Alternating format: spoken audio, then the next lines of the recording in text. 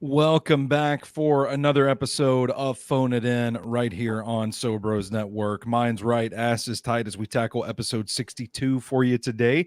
We are going to be talking about the history of the Biltmore Estate on this episode. I am your host for Phone It In, the EIC at SobrosNetwork.com. Big Natural Stoney Keeley. You can follow me on Twitter at Stoney Keeley, collectively at Sobros Network on all major social media platforms. Of course, the show would not be possible without our superstar, the cryptid queen, Rooster. Rooster, how you doing today? Good. How are you? I'm good. I'm tired, overwhelmed, underslept, but you know what? That's not out of the norm for me. So we're just powering through today. Yeah.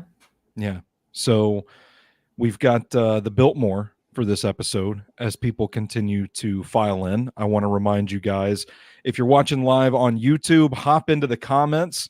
Let us know what you're doing, what you're thinking about the episode, what you're drinking. If you have any comments on the topic of discussion today, just file on in there. Let us know, and we'll get to them as we can. But the Biltmore Estate, another show topic that I was not expecting when you said it, but I'm all in on it. I think there's a rich history here, and it's always fun when we can touch on some haunted stuff too. So I think there's just the right combination of history and spooky here. So what was it that drew you to this topic and made you want to talk about it here today? I wanted an easy one. Like, I'm tired, and I was still thinking about Raspy. So I was like, I can't dive into another big thing. I need to take it easy. So I looked up. It was a pretty heavy episode, the last one we did on Rasputin. Mm-hmm. I still don't know if it's Rasputin or Rasputin. I mean, probably Rasputin. You know, like Putin. Yeah. I mean, American pop culture, he's Rasputin, but yeah, it was always pronounced before as Rasputin. Yeah, I know. Yeah.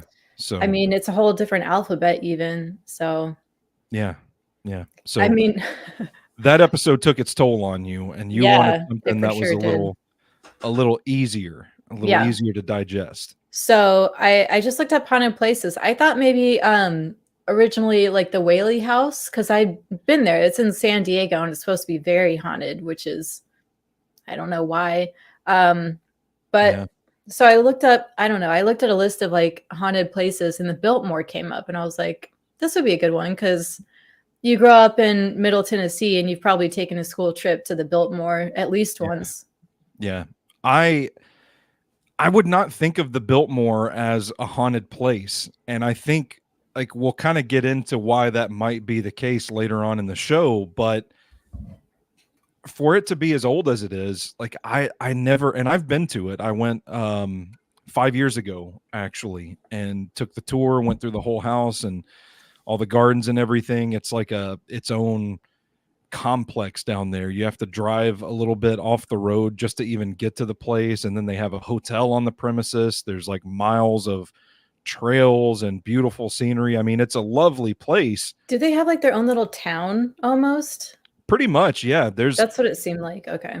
Like you drive up to the estate and you go through the tour and everything, and then you keep going. Like it's an entire loop. You drive like through the forest to get to the gate where you buy your tickets, and then you're admitted to the park, and then you have to drive through the woods a little bit more just to get to the estate. And then once you're done, you can keep going around this loop, and you get back to where they have like a hotel. They have their own little like shopping mall. There's little like restaurants back there. There's a winery back there. Yeah. Go down into the cellar. It's a pretty cool spot. We didn't stay there because I'm sure it's ungodly expensive, but we were just passing through Asheville for a night, and my wife really wanted to go check it out. So we made the time to do it. But it is like, it's kind of weird. It's one of those places you go through like Biltmore Village. It's not that far out of downtown Asheville. So there's a lot of life going on outside of this complex.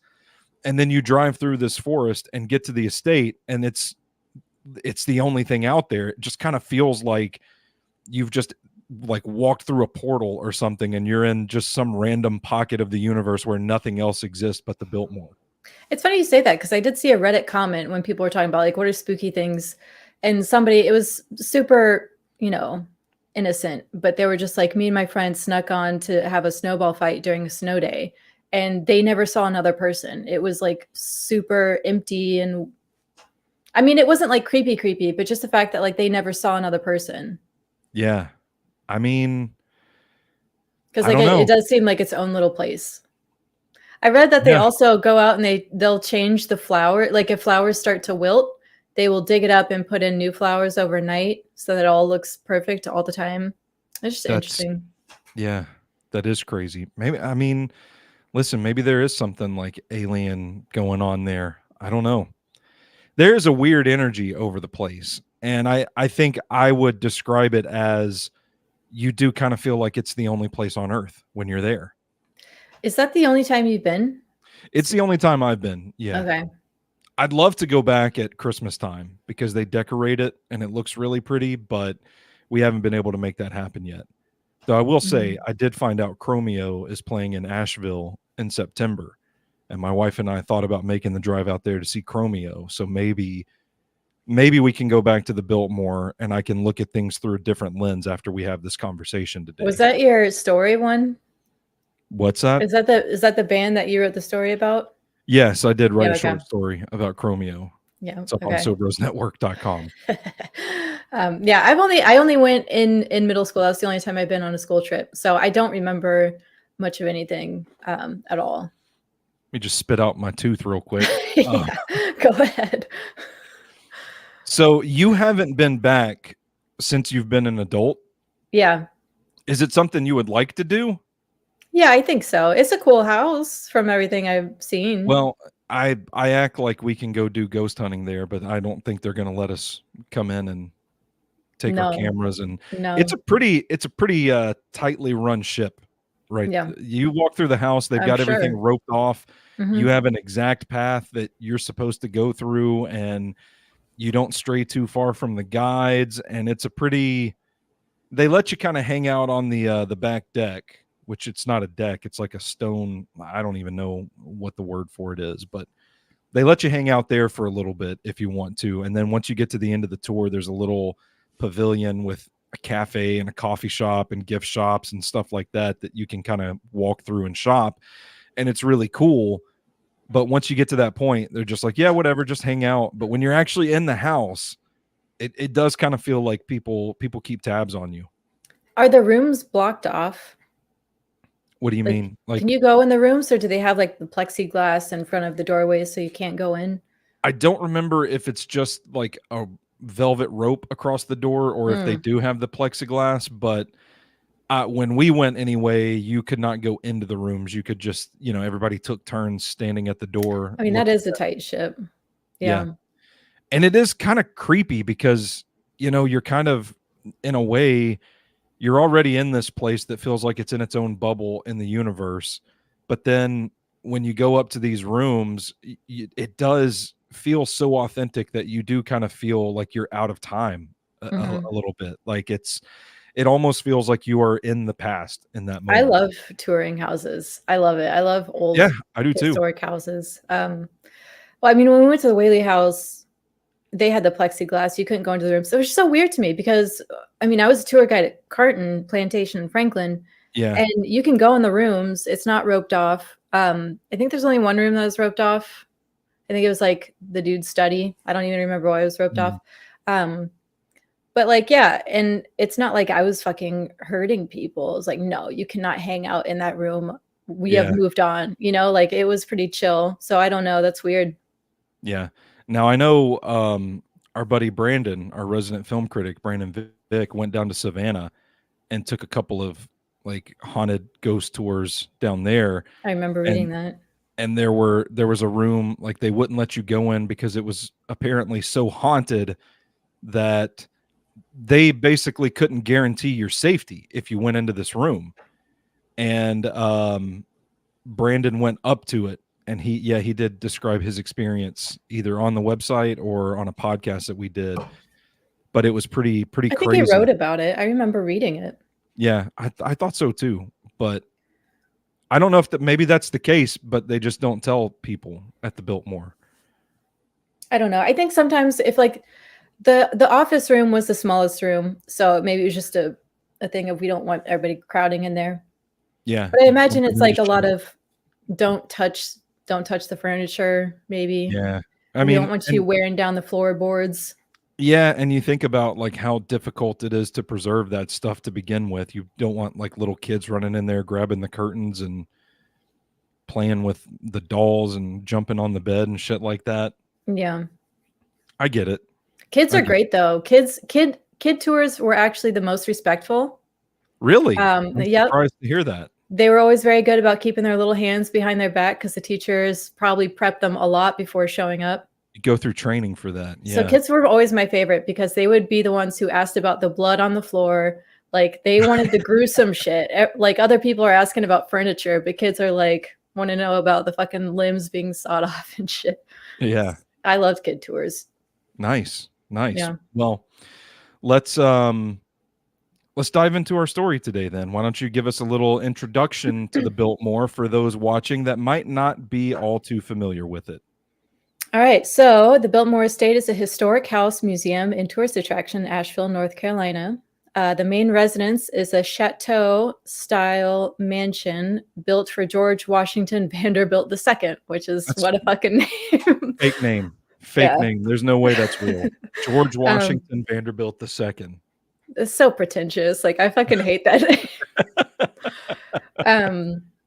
Between 1889 and 1895, and is the largest privately owned house in the United States.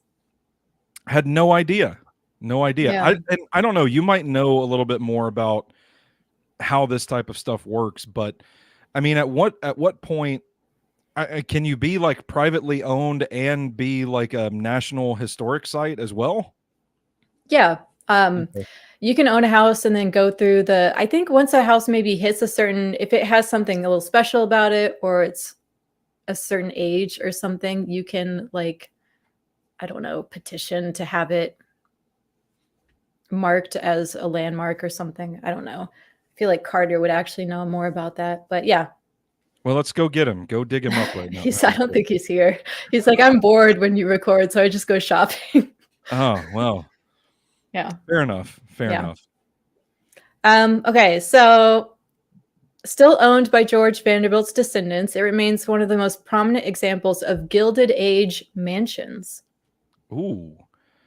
I feel like I should have had an image prepped to show people. Oh, what Gilded Age is? Oh, show what the No, what Biltmore the looks like. Yeah, just a generic golden age. Here's what a golden age house looks like. Not the Biltmore, but a different one.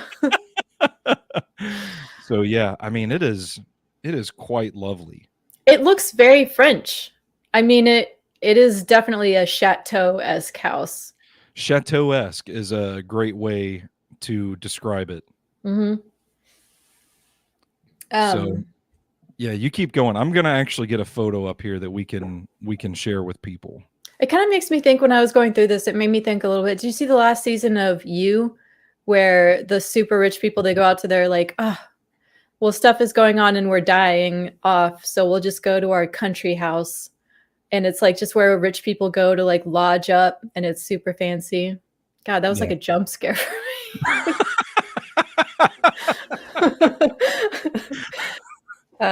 Putting this image on the screen jump scared you. Yeah. Okay. Well, for those watching on YouTube live, this is what the Biltmore looks like. And it is a pretty big complex. Pretty big complex. What a fucking house. I know. That like what do you call like greenhouse that's connected to the house? Do they terrarium? I don't know what they call like the greenhouse room that's connected to a house, but that shit is awesome. I really don't know. I just typed in, I didn't know what the back of it was called, so I just typed in on Google Biltmore back porch. And something came up. So I'm gonna share that one as well. I don't want you to be alarmed. Don't be alarmed, but yeah, this is the back of it. So if you're watching on YouTube, this is the back porch of the Biltmore. And that's where like my wife and I hung out there for quite some time, just like staring off at the hills. But like you can even see in the photo here, like there's no you don't see civilization when you're at this place. I mean, that's beautiful. To be right there in Asheville, you go up there and you don't see anything. So it's kind of I mean, wild. if you're rich as hell and building a summer house, wouldn't you want to be in the middle of the mountains? Well, yeah, touche. In the 1880s, at the height of the Gilded Age, George Washington Vanderbilt II began to make regular full name every time. I might now. Began to make regular visits with his mother to Asheville area. He loved the scenery and climate so much that he decided to build a summer house in the area, which he called his little mountain escape. Fuck that. I know. I hate rich people. What a fucking dick. Yeah, this is our little summer mountain retreat. Like, fuck you. This nothing, it's just, a great place to stay for a couple of days, and to enjoy the mountain scenery. I will tell you though, like the climate in Asheville is pretty great. I do love it there. When I went to the Biltmore, it was the week leading up to Labor Day. And we had left Nashville on a Wednesday, went to Gatlinburg for a night, and then that Thursday made the trip to Asheville. And it was Friday when we actually went to the Biltmore. And I don't know if it was just an unseasonably cool spell, but Labor Day in Nashville is pretty hot, still pretty humid. And so when we left town, it was shorts and flip-flops. And when we made it to Asheville, I don't know if it's just the mountains or what, but it felt like it was like 30 degrees cooler than Nashville, and we needed a hoodie. And you could just feel the breeze blowing through the mountains. It was beautiful. It is lovely out there. Have you been to Asheville as an adult? No, just not the Biltmore, not Asheville at all. Nope. Should add it to your list. Yeah, I do. I do need to add it. People really like going there. Just everybody from Middle Tennessee is like, yeah, I'm going to Asheville for the summer. Yeah. Yeah. Well, they got, I don't know if they had as many breweries in George Washington Vanderbilt II's days, but they've got some really good breweries down there, some really good restaurants. There's nice little downtown scene, but it's still like peace and quiet. And obviously it's a major outdoors town too. You get out and do some hiking and see the mountains and everything. It's a nice little what's the word I'm looking for? It's a nice little reprieve from the nonstop that Gatlinburg and Pigeon Forge are, like the tourist hub that those towns are. You just go about 45 minutes to an hour further if you're coming from Nashville, and Asheville makes for a nice little haven. I think I probably got close because, God, there was this time where I was with a friend and we're trying to drive through Gatlinburg. They just have like the one road, when you get into the park. Yeah. And it was completely backed up because people had stopped to get out of their cars to look at a baby cub. There was like a little baby bear climbing up a tree. Everybody's, I mean, it was ridiculous. So we turned around and we drove through North Carolina, but it was like the Cherokee Reservation or something. Ooh. I don't know how close that is to Asheville. But that's out. No, when we made this trip, I told my wife, listen, we're going to go to Asheville on this trip. I would love the opportunity. I've never taken you to Cherokee. And when I was a kid, my parents used to take me to Cherokee. We'd spend an evening there every vacation. We'd go up to Gatlinburg for like 4 or 5 days. There would be at least one day on the trip that we would go down to Cherokee, and I would go do all the like the little, like you go see the bears at the park that they have, and there were like toy shops and all kinds of stuff down there that I really loved. I'm like, oh, this is a piece of my childhood that I get to share with my wife. And in 2019, having been there for the first time in probably 25 to 30 years, it's a lot different now.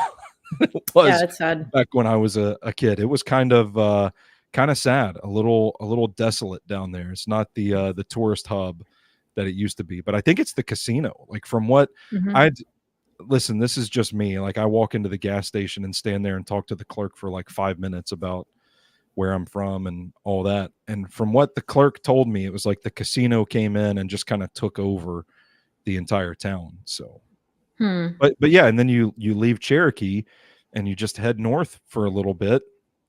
You're in Asheville. Okay. So I got close. Yeah, you did. That's pretty close. Yeah. So yeah. George Washington Vanderbilt II was an American art collector and member of the prominent Vanderbilt family. Was that his job? That's what he had on his resume: art collector and member of the prominent Vanderbilt family. Do you remember when I brought up how I was reading a book about a guy who died from, and they think maybe cannibals ate him from like South New Guinea or something? Yes. And it was oh God, I can't remember his family. He was just an art collector.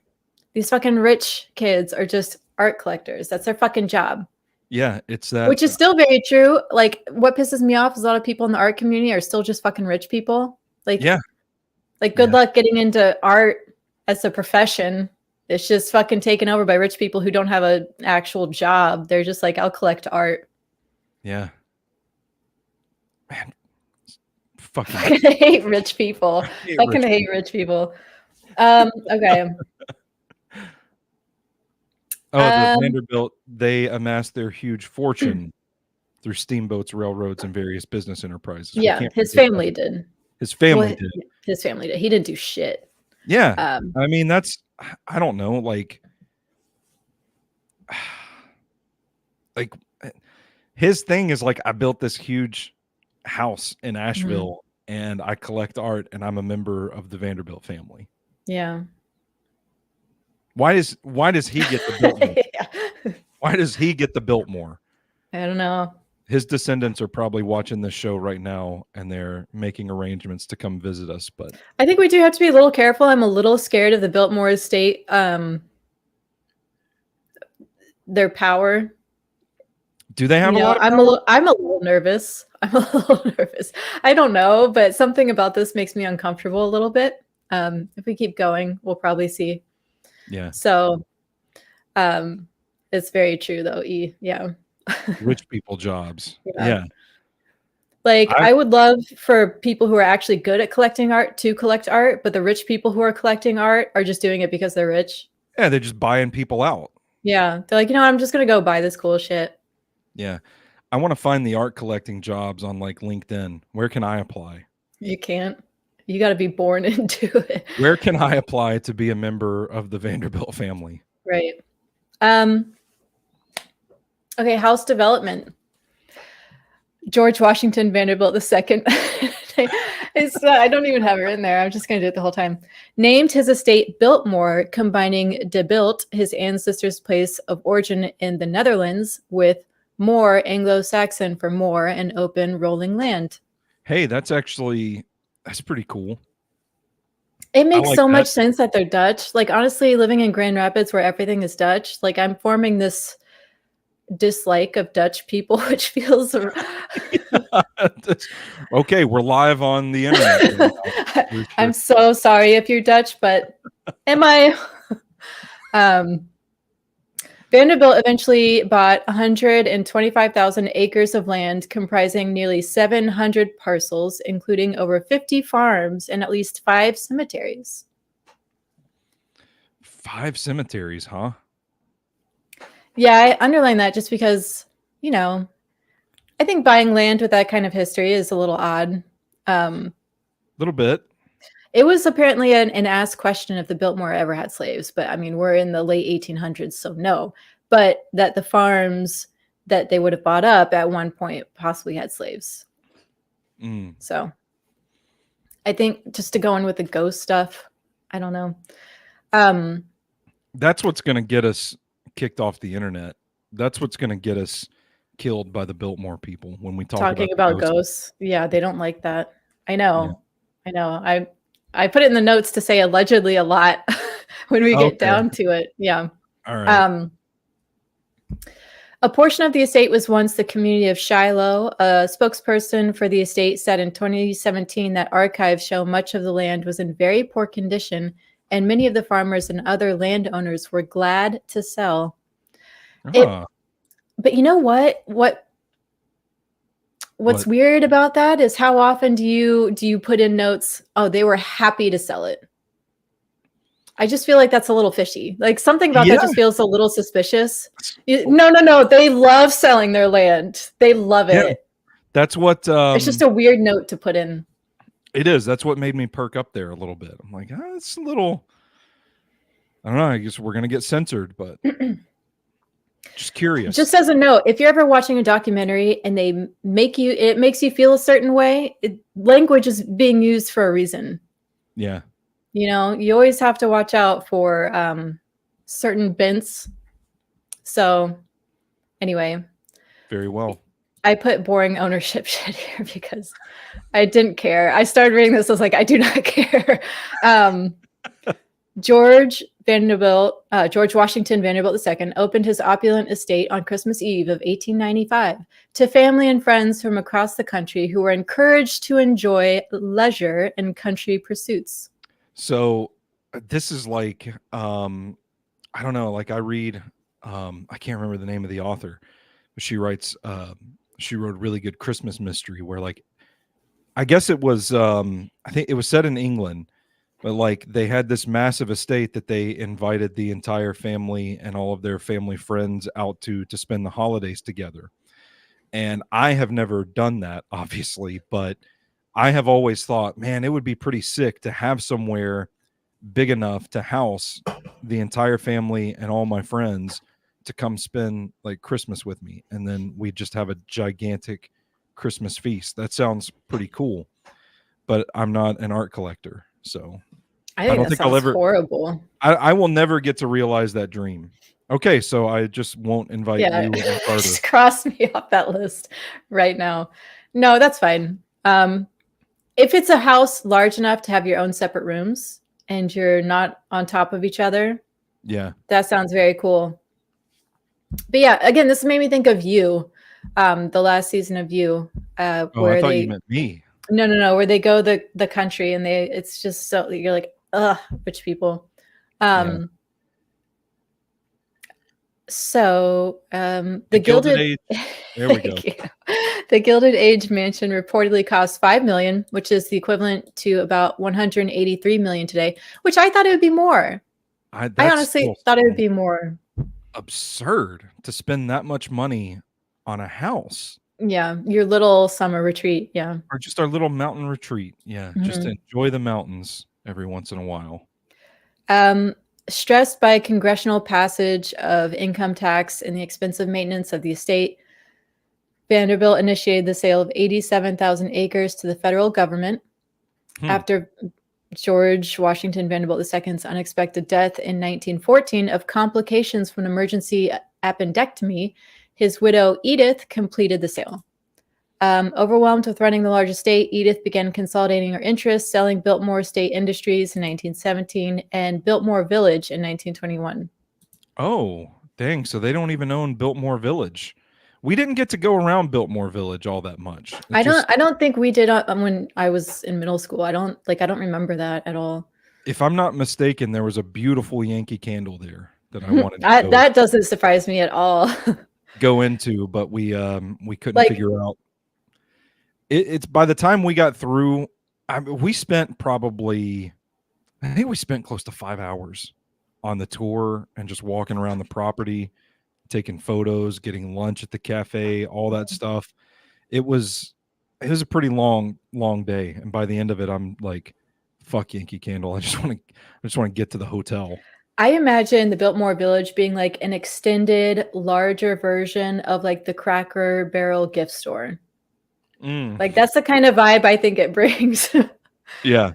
Like they got a quilt store, they've got a Yankee Candle store, they have a candy store. And they had a Talbots too. Yeah, that tracks. She intermittently occupied the house, living in an apartment created in the former bachelor's wing. Which the bachelor's wing is interesting and will come up later.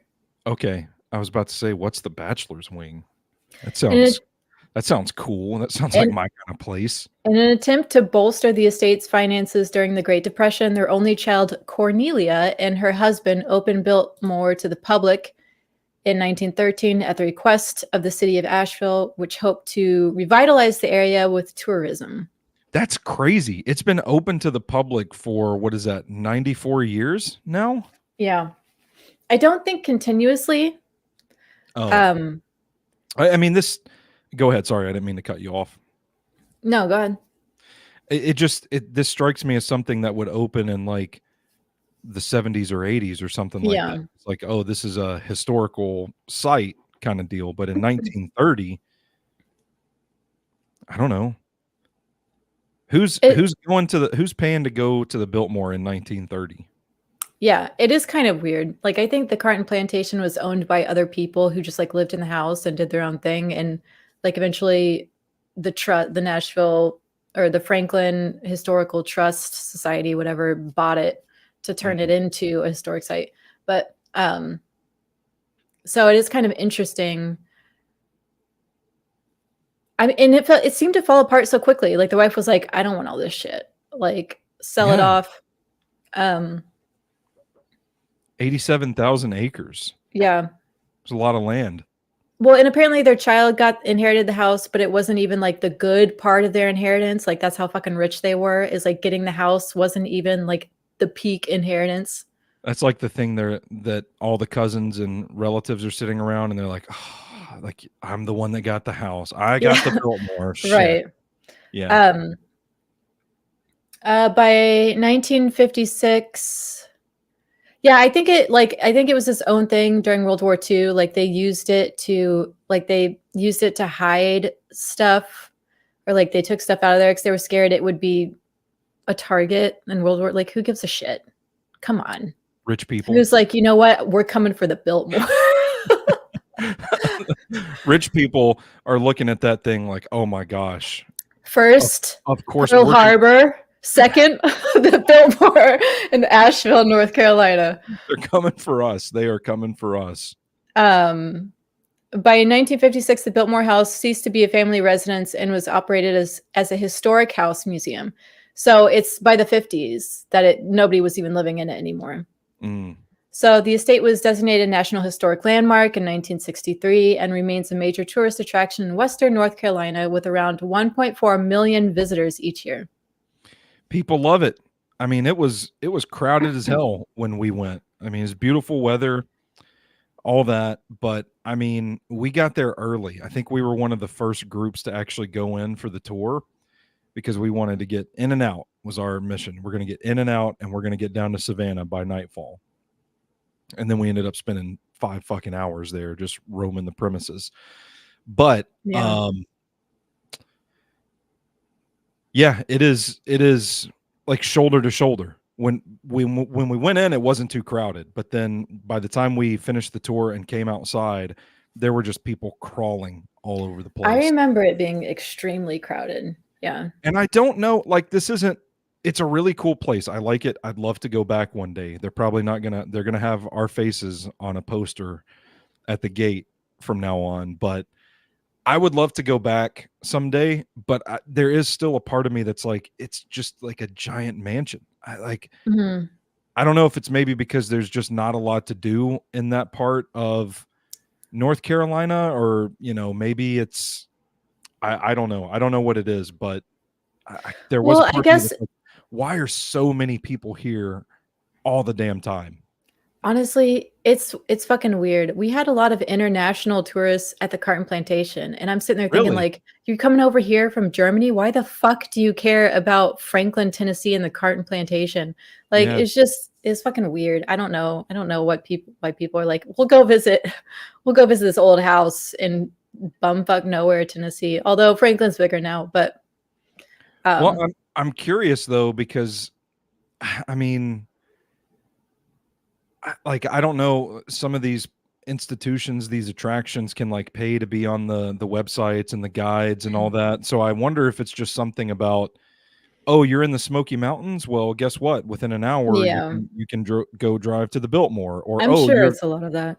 You're visiting Nashville. Come on down to Franklin for a day, and maybe they're picking up business that way. I will say though about the Biltmore, with it being the biggest privately owned house, first of all, it's pretty cool. And also, because it looks chateau-esque, I guess it's a way to see like an old European kind of house without having to go to Europe. Well, and a lot of Americans don't have passports and aren't doing that. So yeah.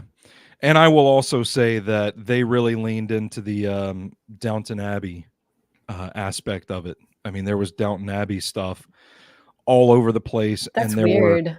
Why Downton Abbey? I think they might have filmed some stuff there for the show. I don't remember. I know what's the is it Hannibal? The Hannibal Lecter movie that nobody likes, the sequel? Is it just called Hannibal? They filmed at the Biltmore. Oh. And something else filmed at the Biltmore. I'm not too sure what it was, but nobody's driving across the world that's right, driving across the world. Oceans be damned. Nobody's driving across the world for Hannibal, but they will for Downton Abbey. That's true. That's very true.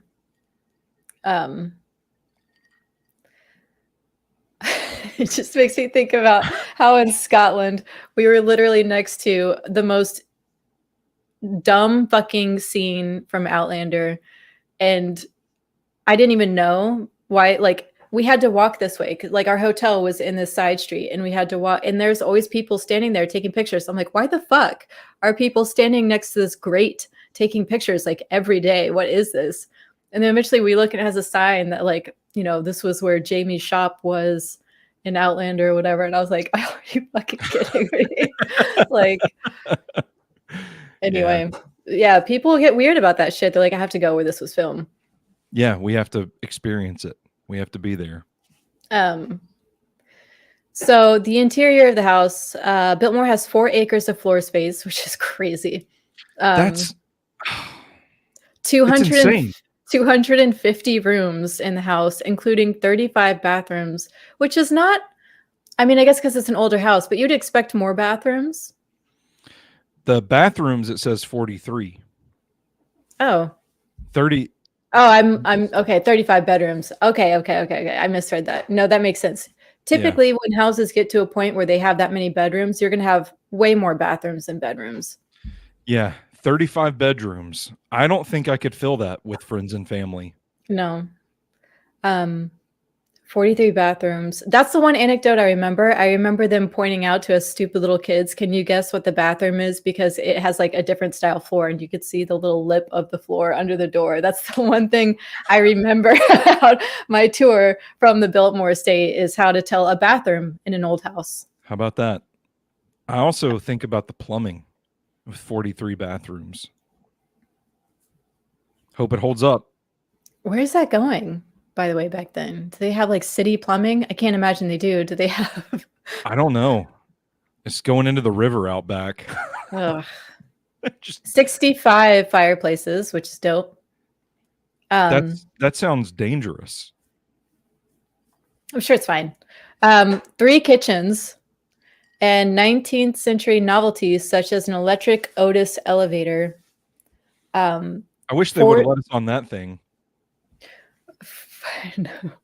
No, I would I would never get on one of those. Jesus Christ. Forced air heating, centrally controlled clocks, fire alarms, and a call bell system. Mm. You know what? This makes sense to use for Downton Abbey. This sounds very Downton Abbey. Yeah. It does. I don't know why I said that. I've never watched You've Downton never Abbey. watched it. It's a good show. Okay. I like Downton Abbey. The Biltmore, you know what? Now that I think about that, like in the first episode, I think the big news is that the sinking of the Titanic. And now all I think about is how the sinking of the Titanic was the one headline that managed to push Rasputin aside in the newspapers in Russia at the time. Like all of the newspapers are just talking about Rasputin until the Titanic sank. And then they talked about the Titanic for a little bit before going back. So now I'm just always going to fucking remember that. And what a time to be alive. You have to get that show out of your head. We have to move on. It's not going to happen. Afterwards, Carter was like, is he your favorite historical person now? And I was like, I think so. I think so. If you could have dinner with one person from history, oh my God, it would absolutely be Rasputin at this point. Yes. The looks you would get. Oh, wait, you know what? Maybe not. All the pawing. I don't know. Yeah. You got to be maybe too aggressive. Yeah. The Biltmore house had I would love to have a conversation with him where I could understand him. I don't want ice water. Just smack him. The Biltmore house had electricity from the time it was built, though initially it received direct current electricity due to Vanderbilt's friendship with Thomas Edison. Would that be George Washington Vanderbilt II? Yes, about? Thank you. Right. First. So he was boys with Thomas Edison? Yeah, I guess so. Damn. Which Thomas Edison kind of sucked too, so that tracks. Yeah, makes sense. Just a little shithead stealing other people's ideas. So with electricity less safe and fire more of a danger at the time, the house had 6 separate sections divided by brick firewalls. So if some wing of the house caught fire, it wouldn't spread to the entire house. Yeah, that's the intention, I guess. That's the idea. Gotcha. Yep. So there are also secret passages. They didn't tell us about no secret passages on our tour. Wondered if that came up because there definitely are. And I was wondering if they mentioned it. I didn't hear anything about it. Unless like I think there were like halls specifically for like the wait staff. Yeah. To travel through, but I don't know if that's what they're talking about by secret passages. But they weren't like, no. If you just behind this door, if you just lurk, you can walk all the way. just sneak on off down this hallway. You'll come out in New York City. No, nothing like that. So the bachelor's wing. Yeah, here we go. Okay. Which is an interesting wing to put in your house when you're a married man. Yeah, I don't know. Maybe that was just the terminology for it. Maybe it wasn't. Okay, so it's not like a man cave. It's like, this is the bachelor's wing. And be like, honey, you're married. Yeah. What are you talking about? That's what I'm going to start. I'm going to go to my wife instead of saying, hey, I want to make a man cave in this room. I want to make this the bachelor's wing. That sounds so much worse, though. It's like, what are you doing? Are you acting like you're not married? Because that's what it seems to imply. Like the rules of our marriage do not apply in this, what is basically the size of a big closet. That's my bachelor's wing. You're just gonna bring women to a closet. We'll be able to look at my Funko Pops.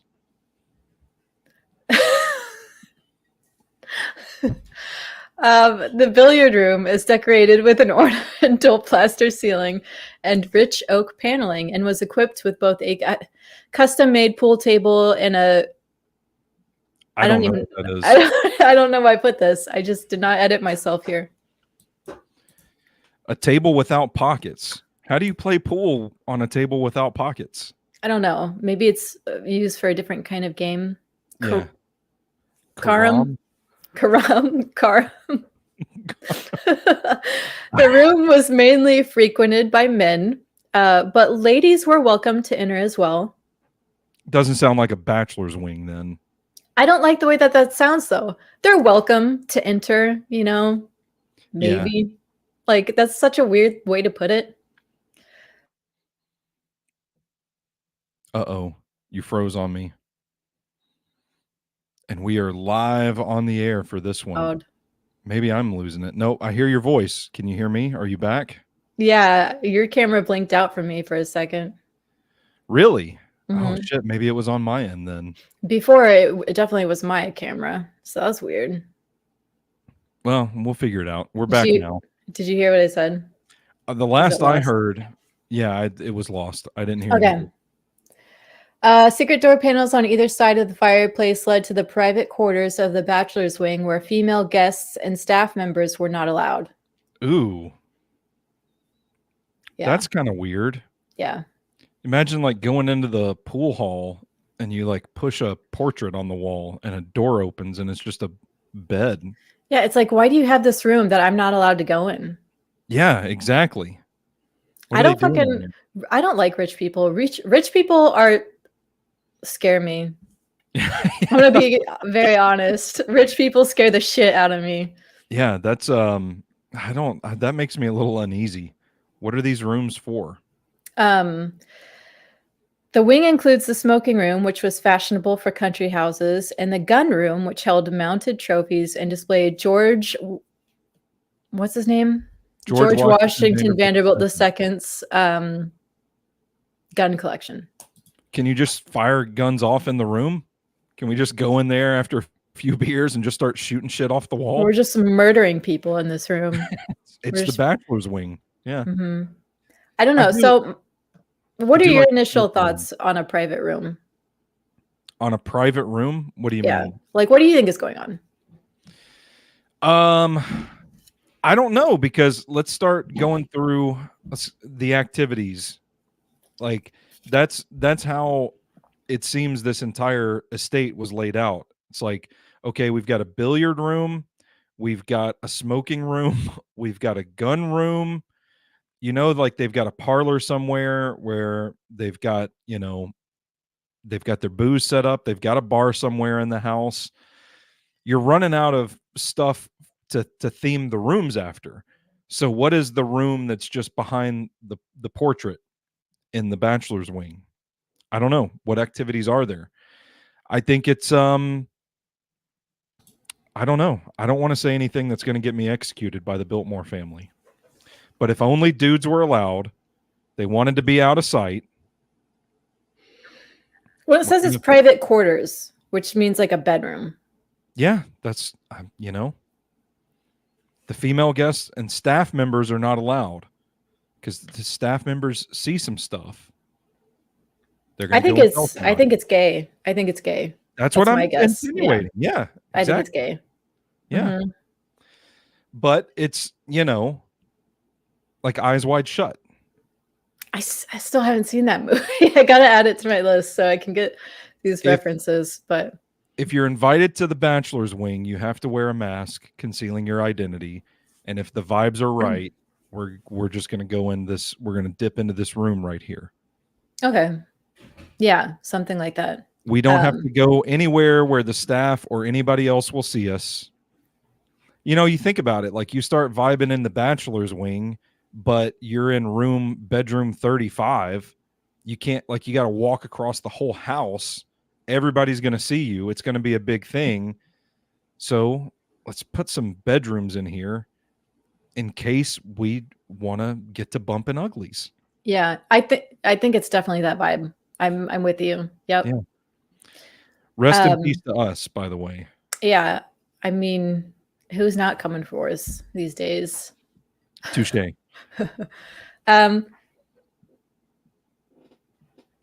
The basement level featured activity rooms, including an indoor heated swimming pool with underwater lighting, a bowling alley, and a gymnasium with once state-of-the-art fitness equipment. Yeah, it's a weird spot in the house. That was the one place that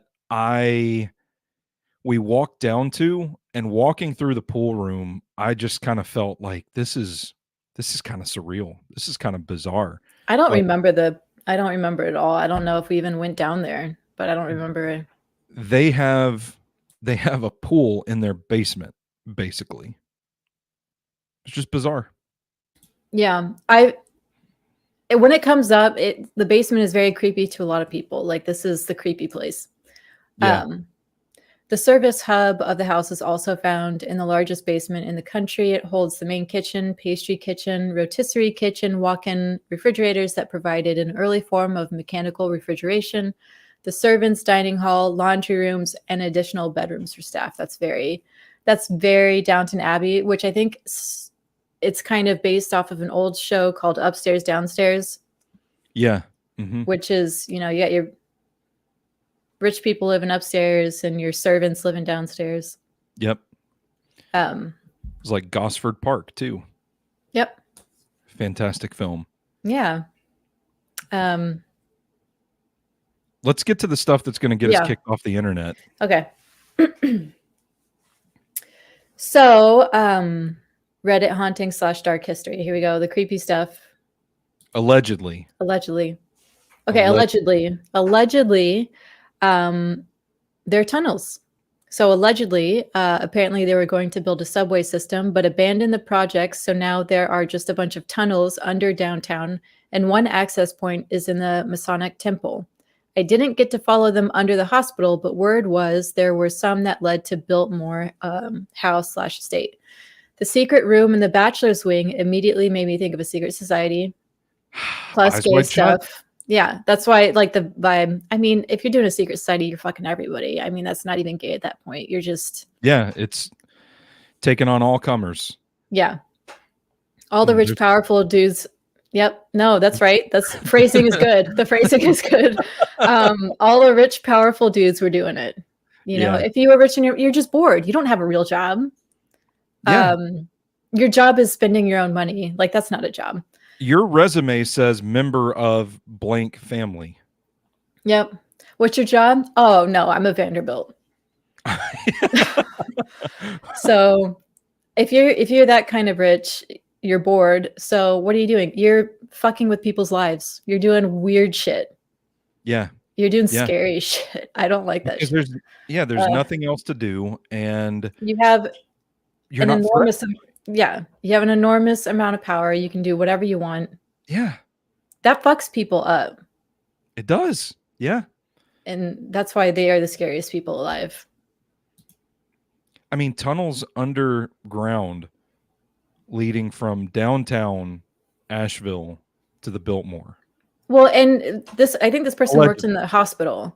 So, like, you can maybe be doing, like, abortions too. Yeah. Oh, man. Yeah, there's a story about never mind. I can't think of it off the top of my head. Are you talking about the story from, like, the PNW area where there's, like, this really rich dude who's doing abortions and he had, like, a tunnel under his house? Yeah, I was going to say Washington State somewhere. Yeah, I think it's up there somewhere. I know what you're talking about. Yeah. Which is crazy. But again, like, rich people. And that would have been around this time. Yeah. I mean, like, early 1900s. Yeah, they're like, we're doing so much fucking in our secret rooms. Like, we've got to figure out a way to, like, we can't let all these children get out into the world. I mean, there were definitely societies that just, like, they brought in women and they just had orgies. It was definitely a thing. Yeah. So, yeah. Allegedly. Allegedly. So... Are we Allegedly, even sure there's this is about the Biltmore? allegedly there's a Halloween room. This sounds pretty cool, though. Okay. So this is actually kind of taken from 2 different comments. I just sort of put it all together. So it's a lot. Okay. Okay. Not sure it's a conspiracy, but I'm not buying the official story about the weird Halloween room in the basement of the Biltmore. I don't even know what they're talking about. Do you know this? I don't either. I Okay. did not. Maybe they don't show it to people because they're just like, we can't let this get out. And Well, it spread says like the tour recording. So maybe it's like a self-guided kind of tour. Oh yeah, I don't know. I don't remember it. I don't remember this part. The tour recording tells you that they threw a party and a bunch of them just decided to paint Halloween stuff. But every other aspect of that place was meticulously planned out and aggressively executed to plan. How did a whole room just get casually painted at a party with loose detail as to who painted it and why? So that was the end of one comment. Somebody responded who sounds like used to work there. Those drawings were from Cornelia Vanderbilt's wild during Prohibition party. So totally the sort of art made by 100% sober people who just happen to be partying in a shady basement, right? The tour does a nice job glossing these timelines over. Cornelia, which I thought this was way more interesting because you're going into the family dirt. Yeah.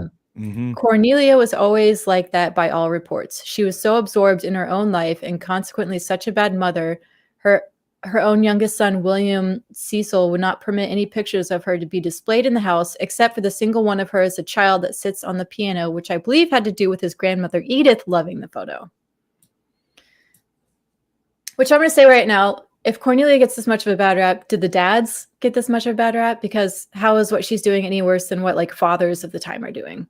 Yeah, I don't. So maybe she was a shitty mom, but you know, is she worse than any fathers? Like, why do we have Cornelia sounds kind of cool. I'm just going to put it out there. I mean, like, I kind of like the Halloween themed room. I kind of like the idea of throwing some wild during Prohibition parties. She definitely doesn't sound like the only person who ended up like this. I think there are like a lot of rich daughters who are kind of like this.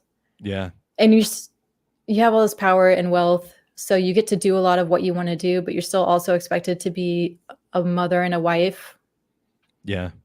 But when you have that kind of wealth, you're kind of living like a man at that point too. Like you can do what you want. I think she sounds kind of cool. Yeah, I do too. I mean, being a bad mom's not cool, but I mean, all of them were bad fathers. So fair is fair, whatever. Yeah. When he was just a kid, Cornelia ran off to Europe, abandoning her husband and sons, which if they, if her husband sucks, he sucks. Good for her.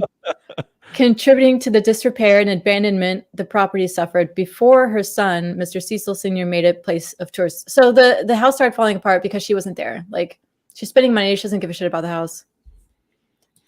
She kind of sounds like she kind of wants out of all this. I mean, if her family sucks and she's just somebody who likes to party now because she's dealing with growing up in a really fucked up family. Yeah. I mean, if her dad's having like cultist orgies, potentially, allegedly, maybe. It's not even allegedly. This is just our own made up theory. Nobody's alleging that. We just completely made that up on this show. Yeah. Allegedly. Okay. And later, Cornelia would lie about her age before remarriage or an attempt to remarry. Cornelia was all into the absinthe and anything else anyone would get her. Great, good for her. Even during Prohibition, which led to the trippy murals. Yeah. There's also a lot of yeah, I wouldn't know, but sure. There's also a lot of talk about the original Vanderbilts maybe being each other's beards because both Edith and George might have been at least bisexual. Oh my God. We're back to the secret rooms. Yep. Because it was like Edith would wear pants and like drive motorcycles, and George was like quiet, bookish, which I mean, whatever. Maybe there's more to the rumors. But I could see that happening. I mean, yeah, that's definitely something that's going to happen with rich people. Yeah, for sure. And what we know about rich people is they certainly like to maintain appearances too. Mm-hmm. And that's an important thing that they, especially at the time, would probably want to cover up. Yeah, well, definitely. But they And even do you follow like the royal family at all? Any of that drama?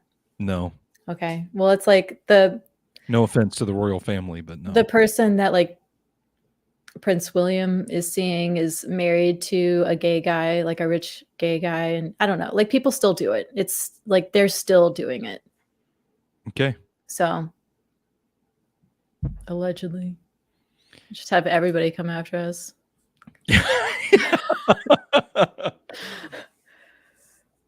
You start repressing stuff, and then you're gonna start leading to people doing absinthe and painting shit on the walls. Yeah, yeah. I mean, if she's messed up, it doesn't sound that surprising, you know? Yeah. I mean, even just being born into a family that rich could fuck you up. I'd probably get fucked. I'd get lost in the sauce for sure. Yeah. So poor Cornelia, whatever. I'm on her side. Knowing very little about her, but okay. So getting into the theories that make even less sense. Okay. So even more allegedly.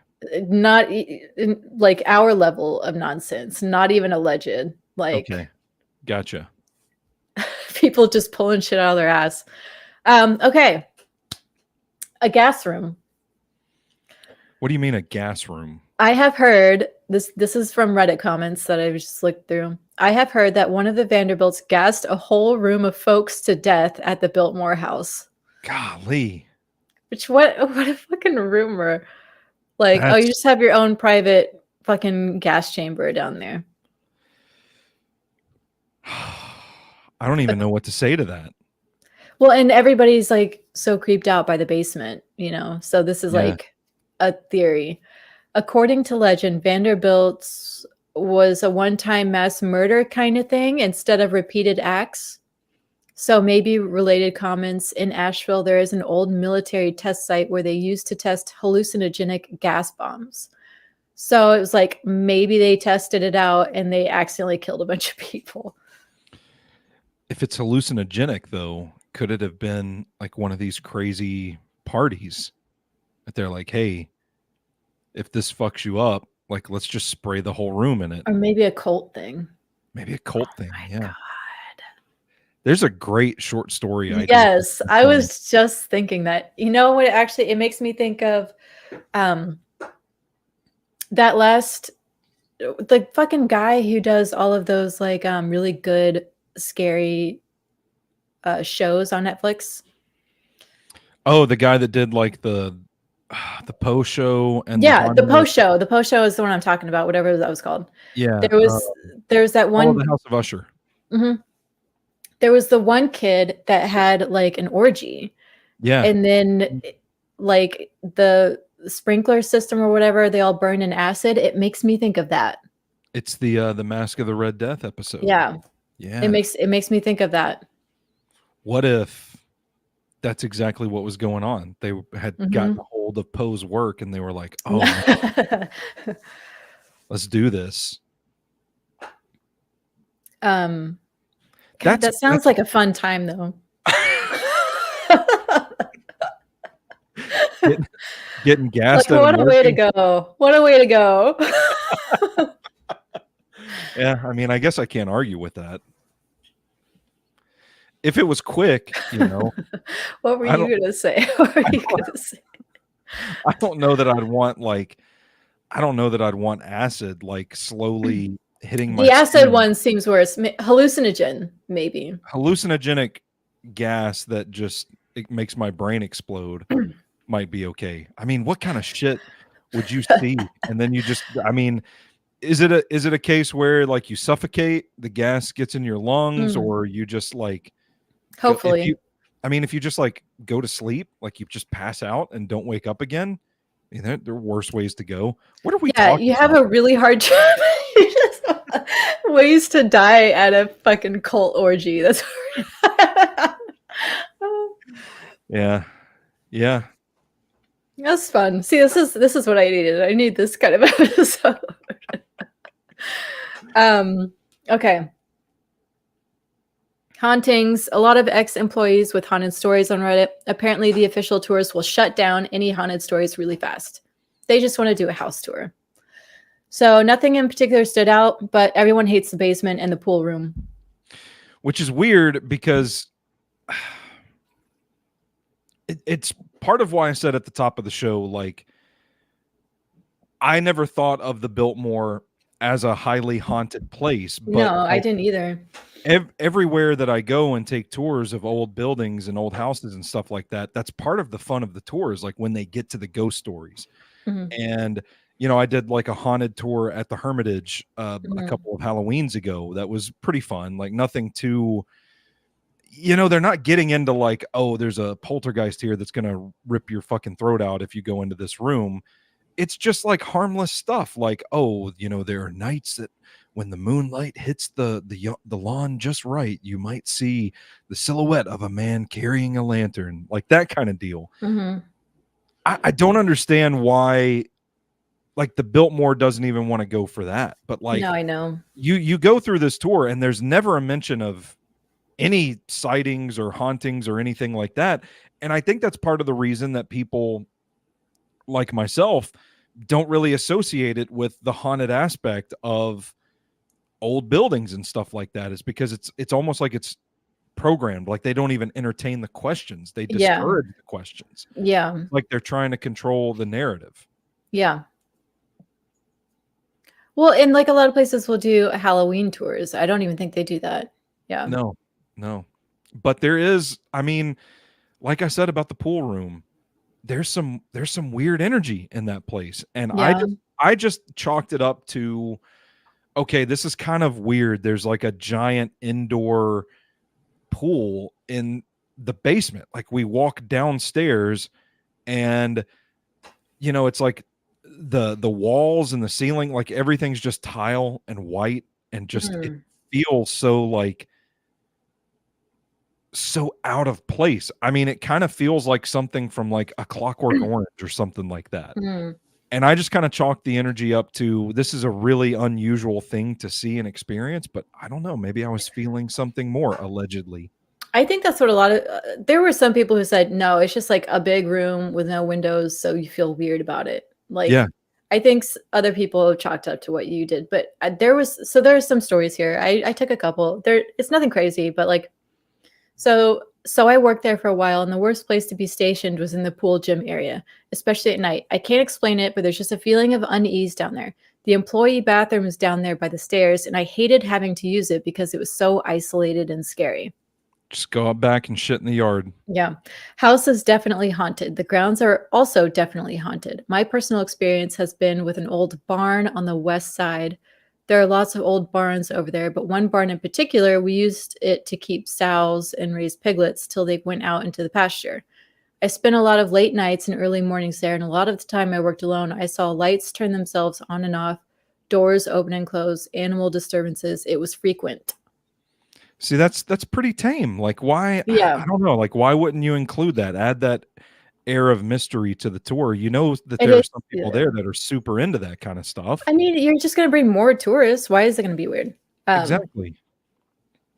There was also another theory that I didn't even put on here, but allegedly, somebody said it could be like one of those CIA places because somebody One of those CIA places. fuck, I didn't even put it in here, but like their dad went down there to do like electrical work, and there was an area in the basement that was heavily guarded. Now, some people just said it's probably where they store this like crucial stuff or like whatever. That's But where all the gold's at. but what is it called? Like what? Get the fuck out of here, God!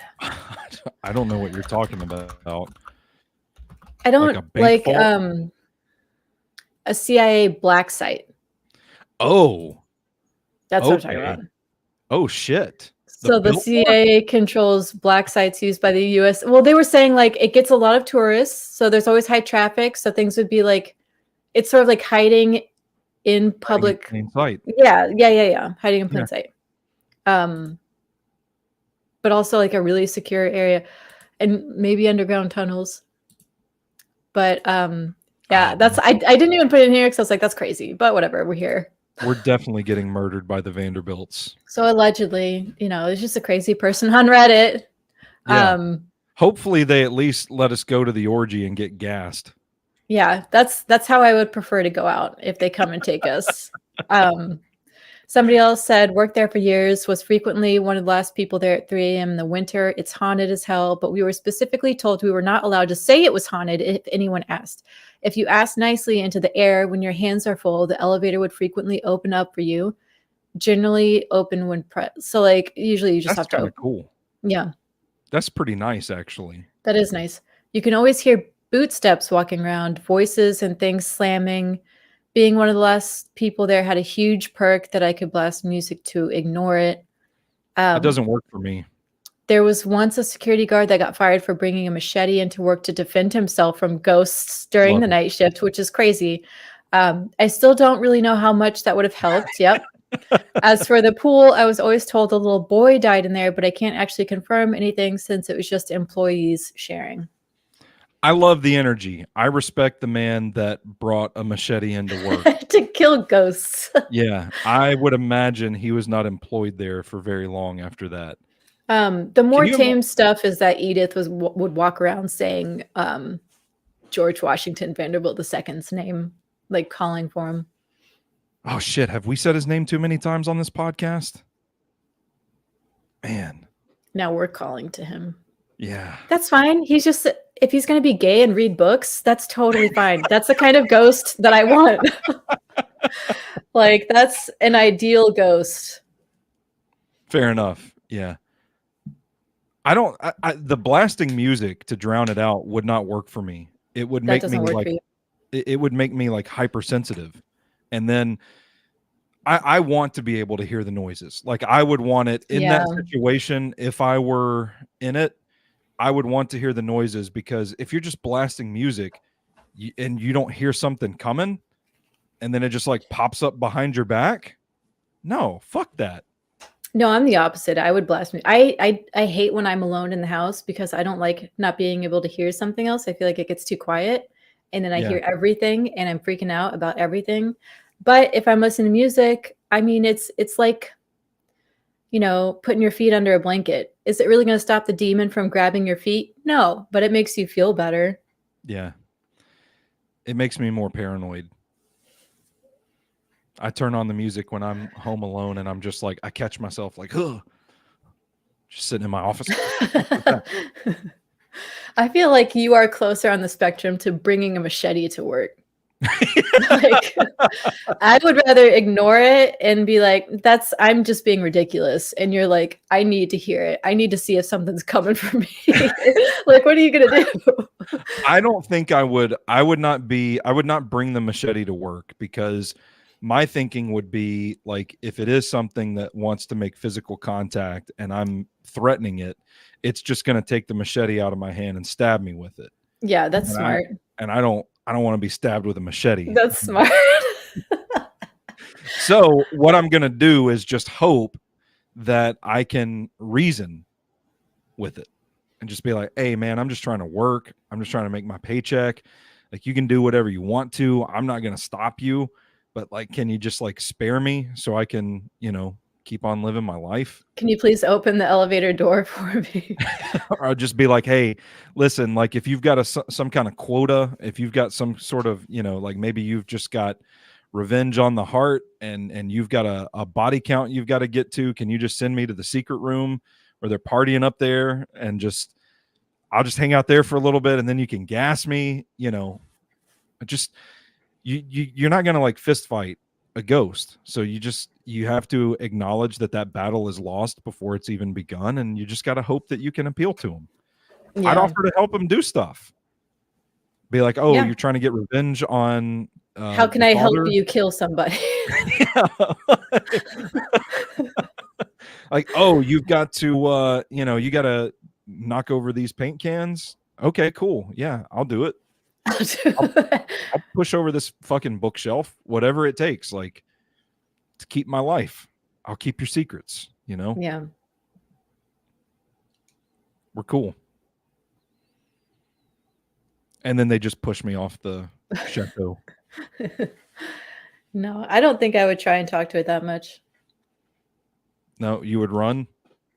No, I wouldn't run. I would be like, I would talk a little bit, but I'm not trying to be its gopher, you know. I'm not gonna help you push cans, but like, you know, we're chill. Like that's all I would say. I'd be like, no, we're cool. Shh. You don't need to, you don't like I would be walking around like if a door opens, I'd be like, no, we're fine. Come on. It's me. Yeah. You don't need to open that door. Yeah, I'm just doing some laundry down here. I gotta take a dump. That's all I'm doing. Yeah, I would try and be cool with them, but not like let me help you out. I don't want to be that involved.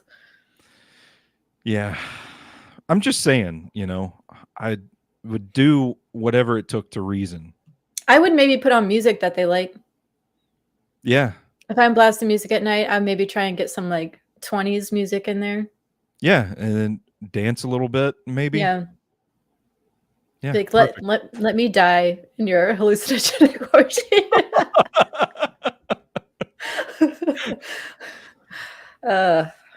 All right. Well, we've made it to the end of our notes.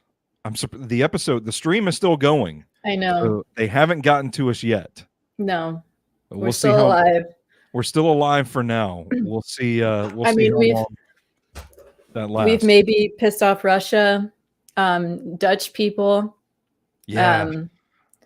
CIA, the Biltmore Estate, the royal family in England.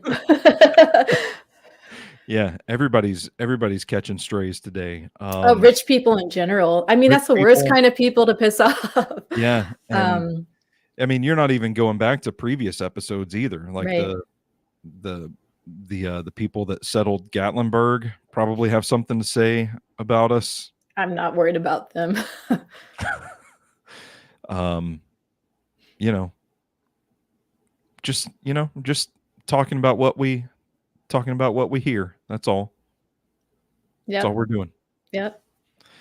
Well, do you have any parting thoughts before we get on out of here today? No.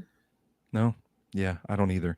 I love the Biltmore. If that probably doesn't come across in this episode, but I do love it out there. It does feel like its own universe. It seems really cool. I mean, old houses, what a time to be alive, honestly. The turn of the century kind of shit. What a time. Yeah. Strolling through those gardens. Oh man. It's for somebody that really loves like being in nature and just appreciating the beauty of nature's splendor. It's a hell of a spot to do that. And I mean, you can really kill some time there. Like I said, I think my wife and I were there like close to 5 hours. Yeah, that's crazy. Around. Yeah. And it is beautiful. So I don't want that to be lost in us talking about hallucinogenic gas orgies and fighting off ghosts. I mean, this is phone it in. This is like, who would we be if we didn't make it like weirdly sexual at some point? Touche. Fair enough. All right, Rooster. Well, remind our viewers, our listeners, where they can find you on social media. Rooster_Chase, Twitter, Instagram, mostly just that, but everywhere, really. And I'm at Stoney Keeley on Twitter. I am at Sobros Network on all major social media platforms. All of our work is up at SobrosNetwork.com. The merch is up at SobrosShop.com. You can get premium content through the Sobros Substack at StackingTheInbox.com. And give us a rate, review, subscribe wherever you take in your podcast. Phone it in. We're out there in these internet streets, baby. We ain't too hard to find. For the Cryptid Queen, Rooster, I am Big Natural Stoney Keeley. And until next time, you stay classy, phoners. Bye.